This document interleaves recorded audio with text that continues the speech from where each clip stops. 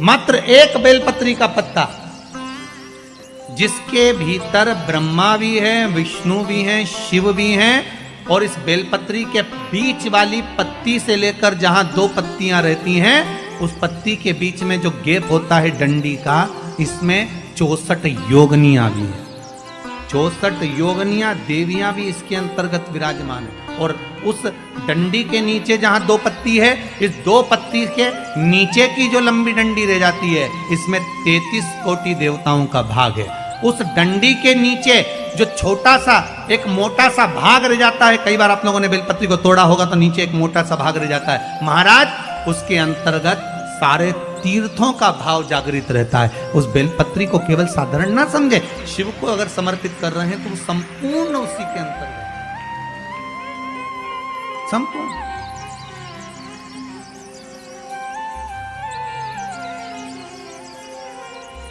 केवल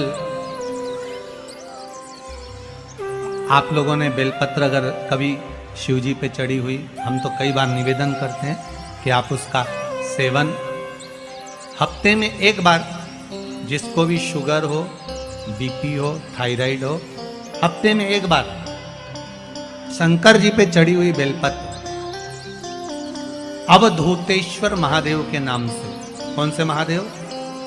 अवधूतेश्वर महादेव के नाम से खाना प्रारंभ कर देना चाहिए, हफ्ते में एक बार। और जिसके भी घुटने में प्रॉब्लम रहती है या डॉक्टर ने बोल दिया कि घुटना बदलना पड़ेगा, तो उनके लिए निवेदन है, शिवरात्रि के दिन रात्रि को 12 बजे शंकर जी पे चढ़ी हुई बेलपत्र, भगवान शंकर पर चढ़ी हुई बेलपत्र, शिव जी के मंदिर पर ही बाहर खड़े होकर शिखर का दर्शन कर कर उस बेलपत्र को चबा चबा कर खा लीजिए। घुटना बदलने की जरूरत नहीं पड़ेगी, कभी भी घुटना बदलने की जरूरत। और कई लोगों ने प्रैक्टिकल करके देखा है, आपके बीच में ही लोग बैठे होंगे, बहुत सारे आपके भीतर बैठे होंगे। भगवान भूत भावन भूतेश्वर मेरा शंकर, मेरा कैलाशी, मेरा अविनाशी, मेरा शिव है, इस मृत्यु लोक का दिया।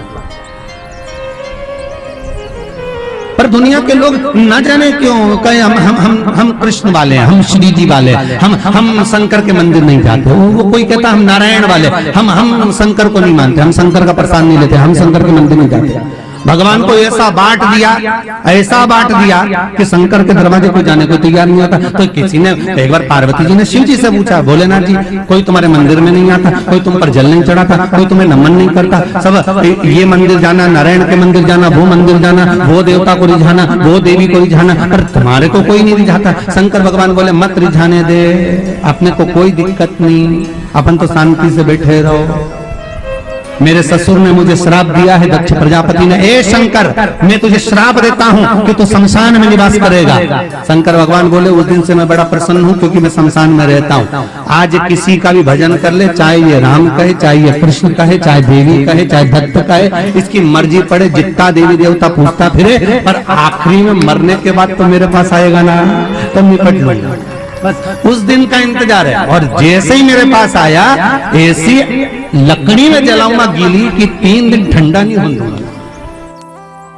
जिस पुराण को हम श्रवण करने के लिए बैठे हैं, ये पुराण कोई साधारण सा नहीं, इसको कोई साधारण सा ना समझे।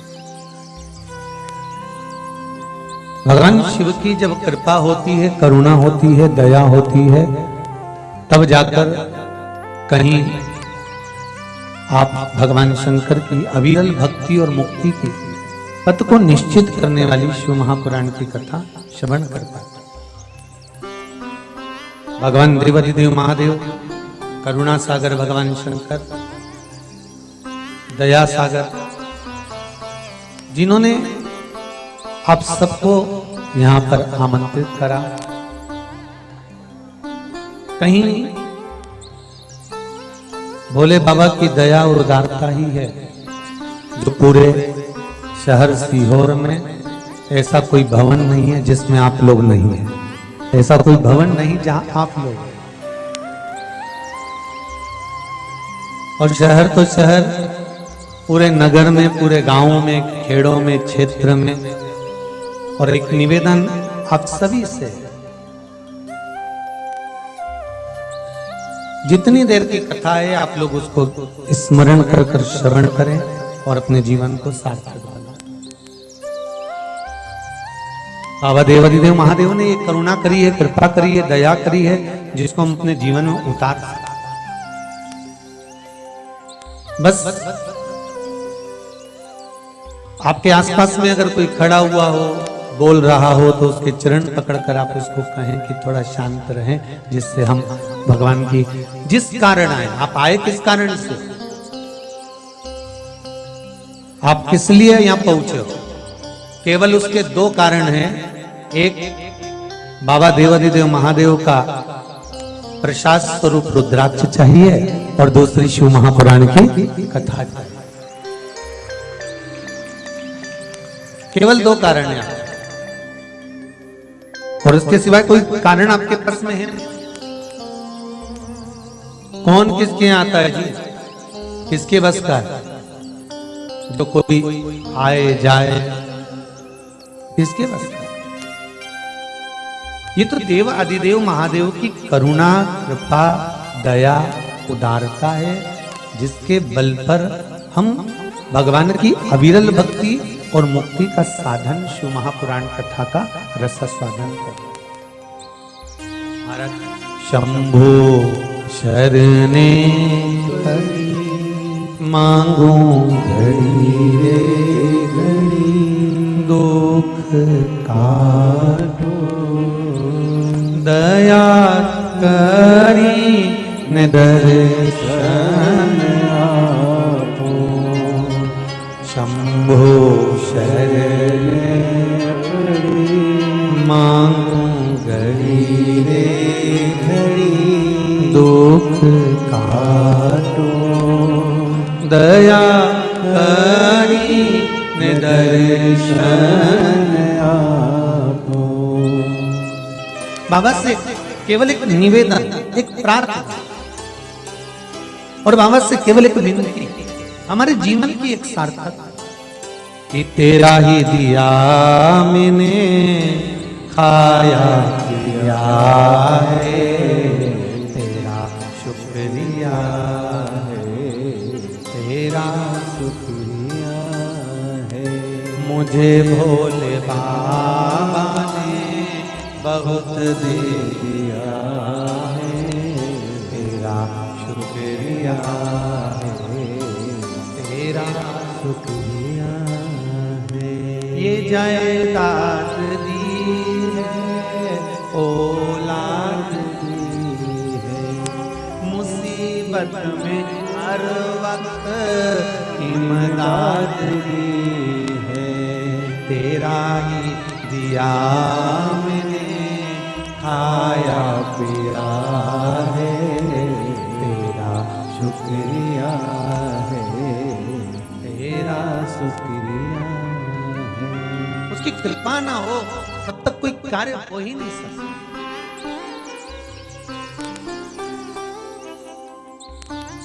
संसार में आने के बाद देखिए, अगर भगवान के होना है, परमात्मा के अगर हमको होना है, तो थोड़ा सा तो जीवन में कष्ट।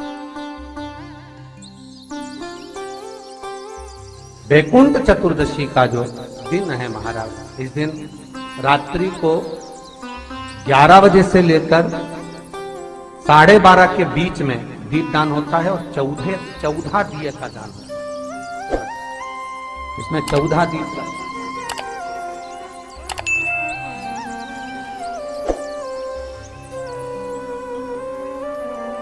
14 निवेदन है आप सबसे कि प्रयास करना कि घर के बाहर